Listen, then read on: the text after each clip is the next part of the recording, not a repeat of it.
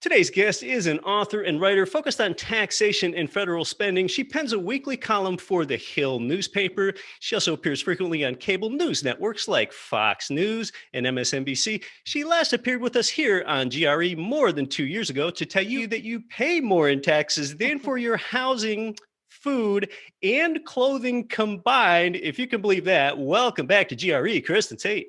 Thank you so much for having me back, Keith. Kristin, so much has happened since you were last here. We've had a global pandemic.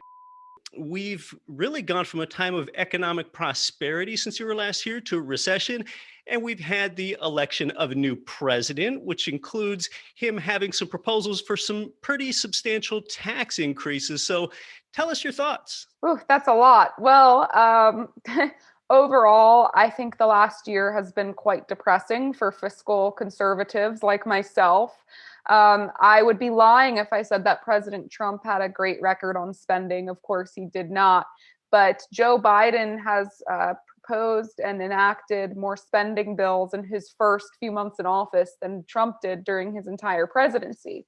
So for debt hawks, this is a very depressing time.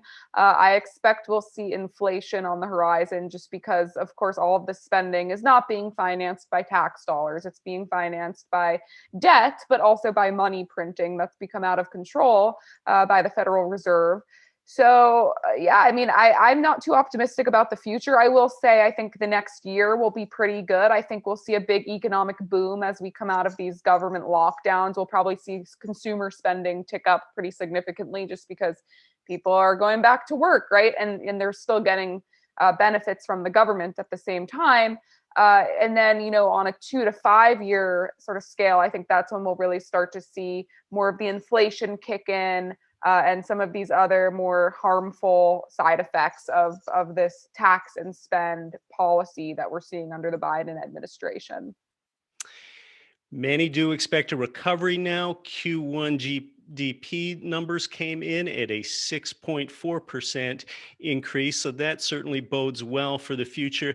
Yes, hopefully we will have a time of prosperity before we potentially hit a wall with inflation, if that does indeed come down the road. It's interesting with what Biden has proposed for taxes, and it has been quite substantial, quite revolutionary. It really goes along with all of the huge spending proposals that he's made in his first 100 days in office. We had most notably the $1.9 trillion bill. A lot of people know that is the one attached to a $1,400 stimulus check. We had the $2.3 trillion infrastructure plan still being negotiated on Capitol Hill. Now we've got the $1.8 trillion American Families Plan, which Biden laid out in his joint session to Congress. That's the one that includes paid leave, universal preschool, and tuition-free commercial college for all. Well, someone needs to end up paying for that. And Kristin, I'm just letting this word trillion roll off my tongue like it's just another word, but this is substantial spending. You mentioned how the prior administration, Trump, did a lot of spending too. It seems like every president pretty much doubles the national debt. We're at $28 trillion now. So what are your thoughts with all the spending that is attached to these tax proposals from Biden? Well, I would actually argue that the tax proposals are not necessarily related to the spending because the tax proposals that he has laid out would not even come close to covering the spending that he's proposing. I mean, I think even if you confiscated the wealth, the entire wealth of every billionaire in this country, you would not come close to financing these plans that he's laid out. So that's what's so disturbing here. Of course, I don't like tax hikes, but at least that's a form of paying for spending where you don't have to rely on money printing and debt. That's simply not what's happening here. What's happening here is we are entering this new kind of government. We're leaving neoliberalism behind, and we're entering this new sort of way of managing the economy that's never been tried in this country before, by which we just print trillions of dollars every month and expect there to be no consequences. It's called modern monetary theory, and it's a monetary theory that's been adopted by a lot of these young progressives like Alexandria Ocasio-Cortez and millennials, Gen Zers, these kids who didn't live through or remember bad economic times, after 9/11 and then during the 2008 recession. So, I just I don't think you can keep spending like this without financing it through taxes and not have inflation happen.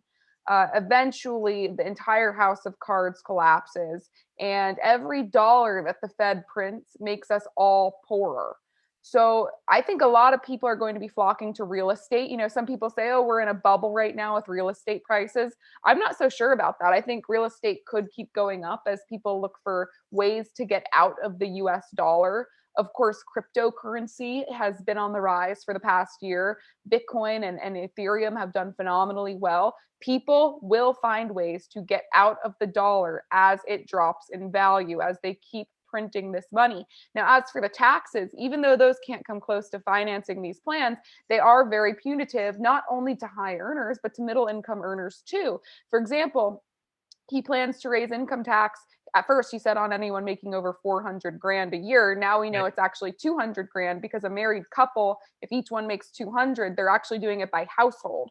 So, if you have a couple, each one's making $200,000 and they live in New York City or San Francisco, they're doing okay, but they're certainly not rich, right?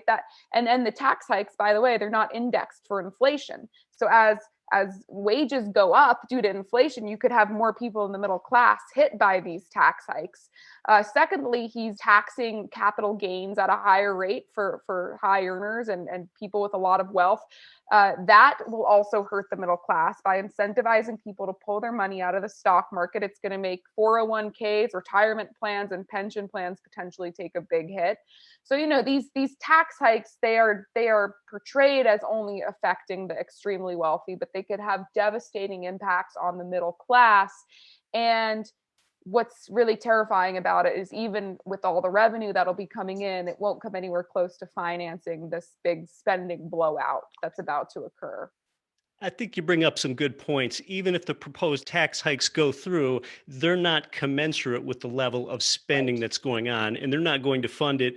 And it's interesting. Politicians often give these populist platitudes. Sometimes it don't mean very much. I've heard Biden say that Americans, especially the wealthy, just need to pay their fair share. That's such a popular thing to say, but what is fair? That's up to everyone's judgment. Another thing that Biden has said with his proposed tax increases, and this goes along with the populist platitudes, is I'm here to tax wealth, not work. I think you're giving us a little bit more context in that these don't just affect the wealthy, they can affect everyday people. One thing that would hit the wealthy some more, before we talk about the capital gains tax changes he'll potentially make, is with the top income tax rate. Trump brought that down from 39.6 to 37%. Biden proposes, at least on the highest earners, to bring that back up to 39.6%. And then, of course, you have the Affordable Care Act surcharge there, which now makes the federal rate for the top earners 43.4%. And of course, we're only talking about the federal. We're not even talking about Mhm. these state income taxes that they might have as well. So is that really the right course to take? Because America is based on capitalism and people taking opportunistic risks and hiring people and using innovation to build businesses and so on. But more than half those people's dollar could be taxed. And, I guess, Kristen, at what point does the tax rate become so high that people aren't even incentivized to work when we talk about some of these higher income tax rates? Well, I think it's already getting to that point. We're incentivizing the extremely wealthy to simply move their dollars to other countries, to invest in other countries. Now, of course, you could also talk about the corporate tax rate, which is doing the same thing. Right? Innovation is going to be spurred, not in the US necessarily, but in more favorable tax environments. But it's just, this idea of the government being the ultimate good that we've seen embraced increasingly on the left. There's no problem that the left thinks it can't solve with another tax hike. And by giving more power to the state, all of this ends, the end result of all of this, of the tax hikes, of the spending, the result of all of it is the growing of the size and scope of the federal government, giving the federal government more control over the private sector, over families' incomes, over how people spend their money. These people in Washington, D.C., they think that they know how to spend your money better than you do. And, people with these high tax rates will have less money to spend, which means less money going into the economy, which means Businesses are going to take a hit, which means fewer job opportunities will be available. And it all comes back to the government. More people on welfare, more people getting these handouts from these programs that are being created by the Biden administration. It is the antithesis of what this country was founded on. It's the antithesis of the American spirit of individualism and free marketeerism. It's just very bleak, and it's actually patronizing to hardworking people. So I guess this is very depressing. I'm coming off as a big pessimist right now, but to someone like me, to the people who are concerned about this level of spending and government dependency, it seems like we're about to enter a very dark time that's unprecedented in modern American history in terms of just the size of the US government and the influence it has over people's lives and the private sector. Now, of course, the income tax is that type of tax that's more likely to hit everyday working people, people that work for what we would call active income. Mhm. When it comes to taxes on passive income, we're looking at capital gains tax changes. And, I think proponents of the capital gains tax hike that Biden has proposed on high earners, which would basically just about double their capital gains tax rate and step it up to that highest income tax rate of 39.6%. I think one can take both sides of this. Proponents of a capital gains tax hike, they say, now, why should, quote unquote, wealthy investors be taxed at a lower rate than those everyday job workers? I mean, this is that whole thing with the Warren Buffett effect, where Warren Buffett says at Berkshire Hathaway, he is the least taxed person in his entire office because his income coming from investments and workers don't. So, really that's the proponent of what the capital gains tax hike people have to say. Right. And I hear that argument. I do. But again, the capital gains tax hike will have detrimental impacts to middle income people, especially, by the way, people on fixed incomes and, older folks who are on their pension plans. Because when you punish big players in the market and you incentivize them to pull their capital out and put it into something else, I mean, that really does have a very devastating impact on pension plans, 401ks, retirement plans. The market exists to help everyone at every level of the economy, especially, again, people who are on fixed incomes. So I think, a lot of this stems from talking points on the left, particularly about going after the rich, soaking the rich. And, a lot of these kids, college kids, and, the followers of modern monetary theory, they hear these talking points and they think it sounds great because they don't really know how the market works. But people who rely on the strength of the market overall can get hurt by these kinds of tax hikes. And by the way, when you take away capital from the highest earners, when you take away capital from the most wealthy, you give them less to build with, right? So they have less capital to invest in business growth or in a new venture, or they have less money to buy things with. And when you buy things, you're spurring economic growth. We've seen these kinds of taxes fail in the past, by the way. I mean, past attempts at a luxury tax just failed miserably and had detrimental impacts. When we put in place a luxury tax in the 20th century, what happened is the only people who got hurt weren't actually the rich. It was, people who built yachts, construction workers, construction companies got really hurt by that, and other blue collar workers who rely on these industries that create products for people who have the money to spend. It's a nuanced, complicated issue. And again, I keep going back to the fact that the revenue we'd gain from these taxes would not even come close to funding the spending that's being proposed by this administration, which means it's more just a punitive tax. It punishes people. It takes money out of the market, and it doesn't even get the job done when it comes to spending on these big programs. Now, when it comes to Biden proposed capital gains tax hikes, what I just did is I gave the proponent side of hiking the taxes. And when Biden talks about effectively hiking the capital gains tax rate from 20% on the highest earners to 39.6%, now I'll take the other side of it. Detractors to that hike say that, hey, inflation makes paying the capital gains tax a total ripoff. Because look, if I have a $100,000 property or a $100,000 stock, and over a number of years it appreciates to 200K, Well, that might not even be any real growth. That might just be reflected in the diminished purchasing power of the dollar for that value to go from 100K to 200K. So why am I being taxed on that? I didn't have any real gain. So that's why detractors of the Yep. capital gains tax hike say, "Hey, that's not right. It's right to keep capital gains taxes lower because taxation is not adjusted for inflation." That's exactly right. And by the way, none of his tax hikes are adjusted for inflation. That includes the income tax, that includes the corporate tax hike, all of them. So it's just another way that this policy is really ill advised. But what's so frustrating about it is I don't think any of these arguments are even making their way to the Oval Office. This is all about optics. This is all about pleasing a base of voters who has, this vendetta against wealth creation, the private sector.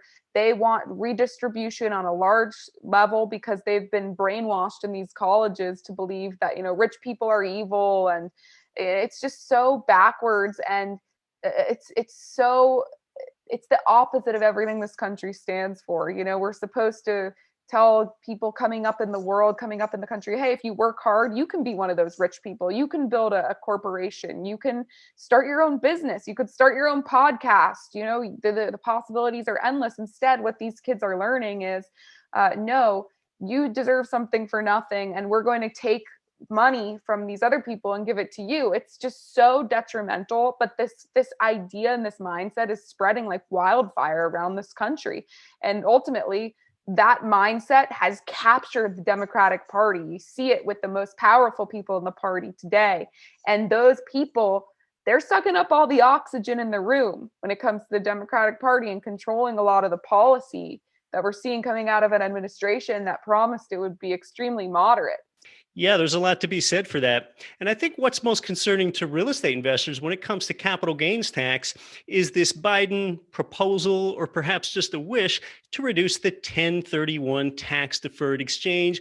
I think prior administrations have stated this wish previously. In fact, the Trump administration is the one that blew up a lot of portions of the 1031 tax deferred exchange for things like farm equipment and so on. But Trump was that real estate investor president. So therefore, that privilege has existed for real estate investors, where basically a real estate investor can relinquish one property. And as long as they move the equity into a suitable replacement property within a few months, they don't pay any capital gains tax on it. But this is what incentivizes entrepreneurs to Mm-hmm. take risk and provide housing for people and provide jobs for people. Right. Well, I mean, you could say the same for all of these tax hikes, right? I mean, all of these policies do not incentivize growth or risk taking at all. They incentivize precisely the opposite. And what people need to understand, especially young people and, employees who think that, they're not going to get hurt by any of this stuff, is it always will trickle down and hurt the most vulnerable. It's always the most vulnerable who get hurt by these kinds of tax hikes. Because you know what?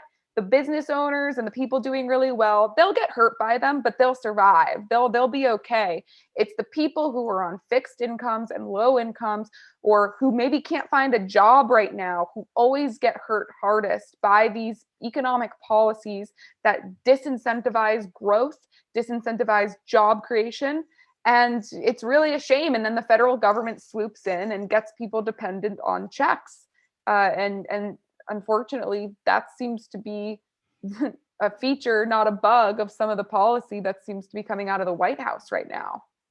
Who in the heck would go to work if you have stepped up unemployment compensation Exactly. and a stimulus check coming in every few months? In a way, you can't blame the people. Why show Oh, up to work? I don't blame the people at all. I have some small business owners in my family. For example, my stepmother owns some small restaurants in Boston. She can't get some of her employees to come back to work because they make more now not working. And, like you said, you can't blame them. People act in their best interest. But what are we going to do if we have a significant portion of our population that won't go back to work? I mean, that's a huge problem for our economy. So I don't know. I mean, we've got to stop with these stimulus payments and the handouts, especially because the economy is roaring back. I mean, you really do want to stimulate the economy during an actual recession. The problem is we had an artificial recession. We were in a recession because of government imposed lockdowns. The lockdowns are mostly being lifted now. COVID's under control. Everyone has the vaccine at this point who needs it. If you want to get it, you can get it in most states at this point. So the economy really doesn't need stimulus right now. What we need are tax cuts. What we need is the government getting out of the way and letting people spend their money and go back to work. And with all the spending there, like we talked about earlier, that does introduce some inflationary pressures. To your earlier point, of course, the quantitative easing cycles coming out of the global financial crisis never really gave us the inflation a lot of people thought we'd have. We now have a CPI that's somewhat stepped up to 2.6%. And we can go on and on all day about how that's a phony number and doesn't even include things like asset prices and food and energy and those Yep. sorts of things. But why don't you talk to us more about this possibility for inflation and then just what we can do to take action, whether that's buying real assets, which retain their purchasing power over time, or something like Bitcoin, which the last time you were here, Kristin, Bitcoin was something that was just laughed off, but now big institutional investors are in it. A lot of institutional clients are saying to their money manager, hey, I feel left out if you're not participating in something like cryptocurrency. So tell us about some strategies that we can do to hedge ourselves against inflation if you think that's coming. Right. Well, I would argue inflation's already happening. For example, a 2x3 stick of lumber that cost, $2 a couple years ago, that same stick of lumber today costs about $8. We've seen prices for groceries go up in the past year, prices for gas. Now, I know a lot of that is related to supply chain issues that we saw with COVID, but the supply chains are back up and running now, and we're still seeing price increases that are fairly significant. However, I think big scale inflation is coming about 2 to 5 years down the road, because you can't keep spending trillions of dollars of printed money every month with absolutely no consequences. So I prefer investing in physical assets like silver and gold. But I also think people should diversify into other things too. I mean, I own some cryptocurrencies. I consider crypto to be a more risky investment. It's much more speculative. I'm very bullish on Bitcoin and Ethereum over the next year. I'm not so bullish over the next 3 to 5 year period, simply because I think the federal government is going to do everything it can to destroy Bitcoin. The Fed will want full control over the way people interact with our economy. They want full control over our monetary system. And if they think Bitcoin becomes a real threat to our monetary system, I think they will do everything they can to squash it. And even when the first whispers of whatever that action is make public news, Bitcoin's going to drop like a rock.